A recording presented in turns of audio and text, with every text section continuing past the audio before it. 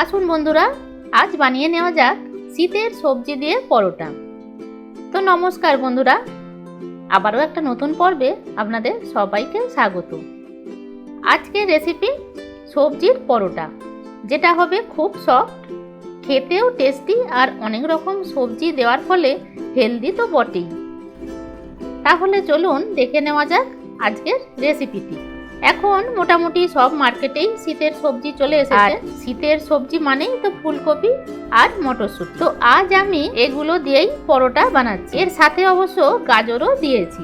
ফুলকপির বদলে বাঁধাকপি দিয়েও করতে পারে। এগুলো এখন আমি সেদ্ধ করে নেব। প্রেসার কুকারে জল দিয়েছি আর একটা স্ট্যান্ড বসিয়ে বাটিতে এই সবজিগুলো দিয়ে ভাপিয়ে নেব। এইভাবে একটা সিটি হলেই নামিয়ে নিতে হবে। একটা সিটিতেই খুব ভালো মতো সেদ্ধ হয়ে যায়। এই দেখুন বন্ধুরা, সবজিগুলো সেদ্ধ হয়ে গেছে। যেহেতু আমি সবজিগুলো জল দিয়ে সেদ্ধ করিনি, তার জন্য জল ঝরানোর দরকারও নেই।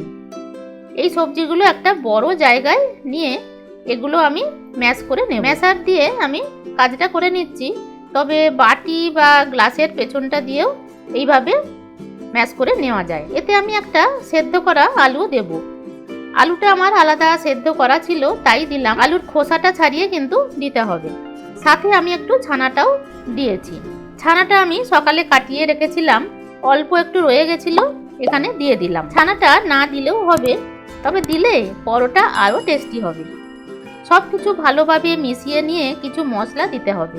যেমন প্রথমেই দিয়ে দিলাম স্বাদ মতো লবণ, হাফ টিস্পুন হলুদ গুঁড়ো দিয়েছি আর হাফ টিস্পুন জিরে গুঁড়ো। জিরে গুঁড়োটা কিন্তু ড্রাই রোস্ট করা, ভাজা জিরে গুঁড়োটাই ব্যবহার করব। 1 টিস্পুন চাট মশলা গুঁড়ো দিলাম, মরিচ গুঁড়ো হাফ টিস্পুন আর গরম মশলা হাফ টিস্পুন।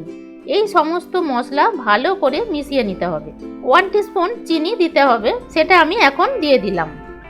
গ্যাসে কড়া বসিয়ে দিয়েছি আর 1 চামচ সাদা তেল দিয়ে দিলাম, সাথে 1 চামচ গাওয়া ঘি। ঘিয়ের গন্ধটা খুব ভালো লাগে যে কোনো পরোটায়। সামান্য হিং আর অল্প জোয়ান দিয়ে কিছুক্ষণ নাড়াচাড়া করার পর 3টে কাঁচা লঙ্কা কুচি দিয়ে আবারও ভেজে নিতে হবে। এবার গ্রেট করা আদা দিয়ে কিছুক্ষণ ভেজে নেব। খুব বেশি আদা ভাজলে আদা কিন্তু পুড়ে গিয়ে তেতো হয়ে যাবে।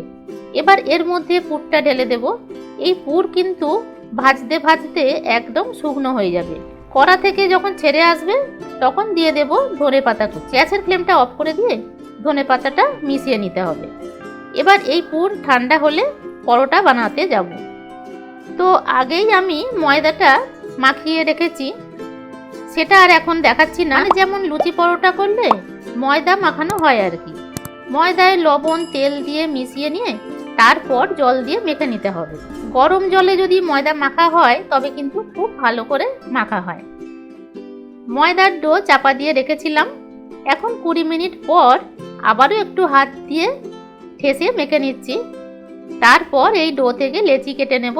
পরোটার সাইজের লেচি কেটে নিলাম। এবার হাতে গোল পাকিয়ে গর্ত করে নেব আর তারপর পুর ভরে একটু ভেতরের দিকে ঠেলে দিতে হবে আর মুখটা বন্ধ করে দিতে হবে। আবারও হাতে গোল পাকিয়ে নিলাম। এবার পরোটার মতো তেল দিয়ে বেলে নেব। তবে প্রথমেই বেলন দিয়ে না বেলে এইভাবে আঙুল দিয়ে চেপে চেপে একটু বড় সাইজ করে নিতে হবে। এতে করে ভেতরের পুরটা সব দিকে স্প্রেড হয়ে যাবে। একটু বড় করে নিয়ে তারপর বেলন দিয়ে বেলে নিলাম। দেখে কিন্তু বোঝা যাচ্ছে ভেতরের পুর সব দিকে ছড়িয়ে পড়েছে। এখন পরোটাটা ভাজতে হবে। তো গ্যাসে তাওয়া বসিয়ে দিয়েছি। তাওয়া গরম হলে পরোটাটা দিয়ে দিলাম। শুকনো অবস্থায় দুদিকে সেঁকে নিয়ে তারপর তেল দিয়ে ভাজবো। গাওয়া ঘি দিয়ে ভাজলে খেতে আরও যে সুস্বাদু হবে সেটা আর বলতে লাগে না। তবে আজ আমি সাদা তেল দিয়েই ভেজে নিলাম। গরম গরম এই পরোটার সাথে আর কিছু লাগে না।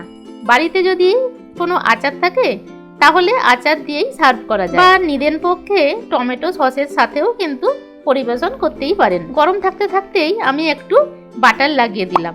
এই পরোটা এতটাই নরম হয় যে বাড়ির বয়স্করাও অনায়াসে খেতে পারবে। লাঞ্চ বক্সে অবশ্যই দিতে পারেন। খুবই সহজ এটা বানানো। আশা করি এই মিক্স ভেজ পরোটার রেসিপি আপনাদের ভালো লেগেছে। সকালের জলখাবার বা লাঞ্চ আজ তো আমি ডিনারেই বানালাম।